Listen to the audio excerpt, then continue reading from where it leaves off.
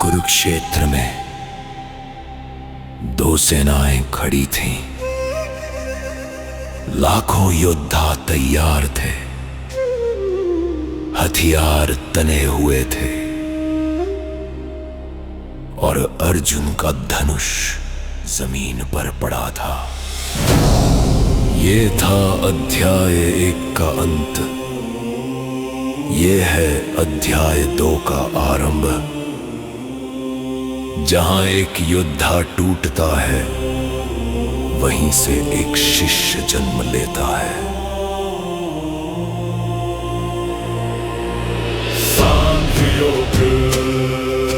सांख्य योग, आत्मा का ज्ञान, चेतना का गान, सांख्य योग। संजय, जिनकी दिव्य दृष्टि युद्ध भूमि पर टिकी थी, हस्तिनापुर के अंधे राजा धृतराष्ट्र को हर पल का हाल बता रहे थे। उन्होंने देखा अर्जुन की आंखों में आंसू थे, हृदय करुणा से भर गया था, शरीर कांप रहा था।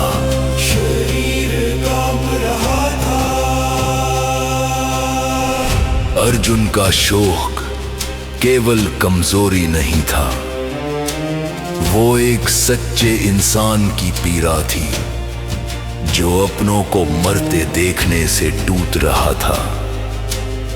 लेकिन कृष्ण जानते थे कि ये शोक एक भ्रम से उठा है और उस भ्रम को तोड़ना जरूरी था। अर्जुन, इस कठिन घड़ी में ये मोह तुम्हें कैसे जकड़ गया? ये किसी आर्य को शोभा नहीं देता। ये न स्वर्ग की राह है, न यश की। उठो, इस हृदय की दुर्बलता को छोड़ो। हे माधव, मैं कैसे भीष्म पितामह पर बाण चलाऊं, कैसे द्रोणाचार्य से युद्ध करूं, जो मेरे गुरु है, जो पूजनीय है। उनका वध करने से तो बेहतर है कि मैं इस संसार में भीख मांगकर जी लूं। वो धन जो उनके रक्त से रंजित हो, मुझे नहीं चाहिए। मैं नहीं जानता क्या हमारे लिए बेहतर है, उन पर विजय या उनसे पराजय।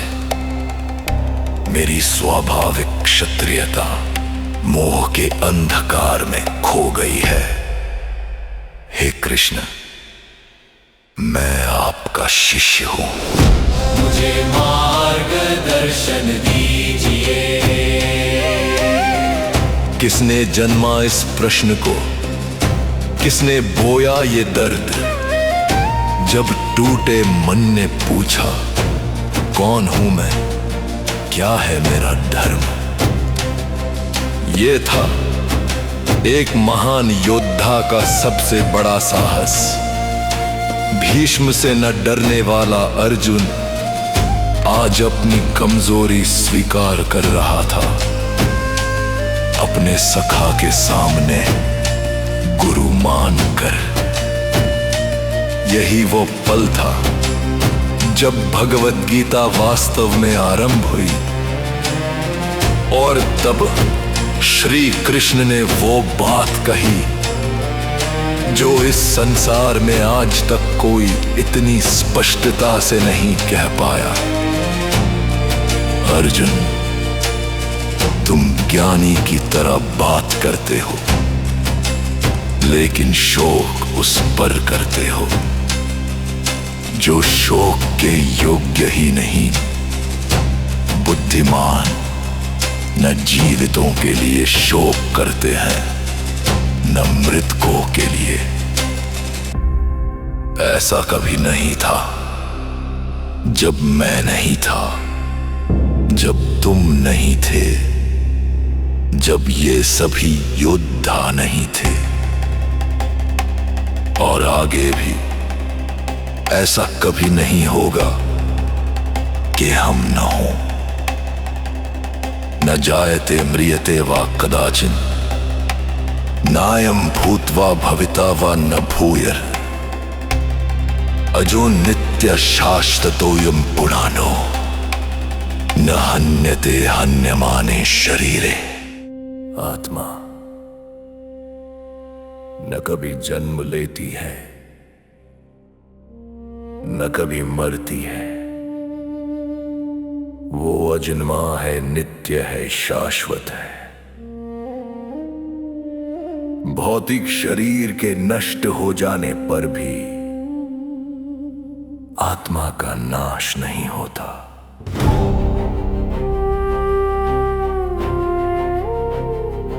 और फिर कृष्ण ने वो उपमा दी जो हजारों वर्षों से हर सुनने वाले के मन में एक चित्र बनाती आई है।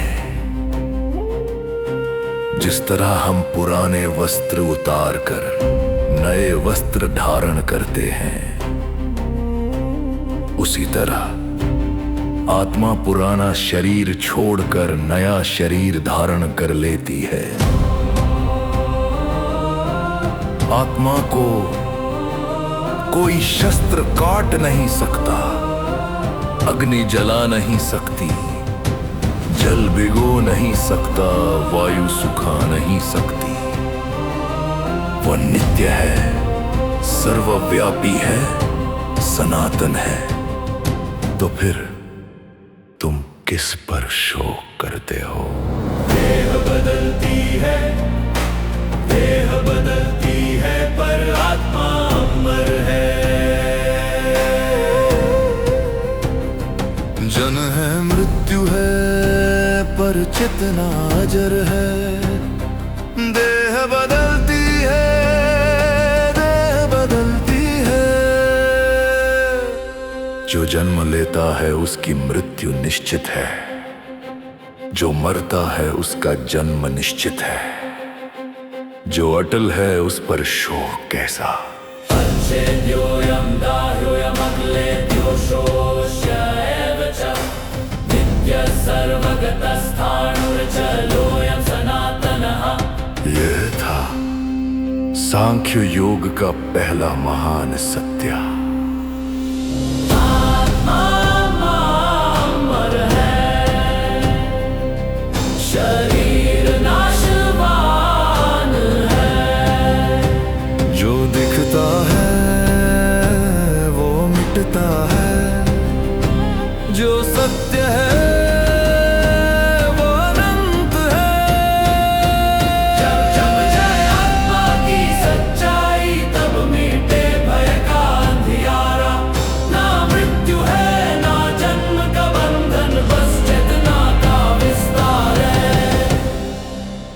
और यह ज्ञान हजारों वर्षों बाद भी हर उस इंसान के लिए जीवित है जो कभी किसी प्रियजन को खोने से डरा हो, जिसने कभी सोचा हो क्या मृत्यु सब कुछ मिटा देती है। क्या जो गए वे सच में चले गए।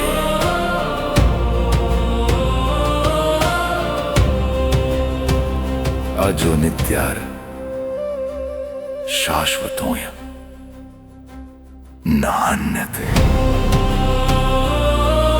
न हन्यते।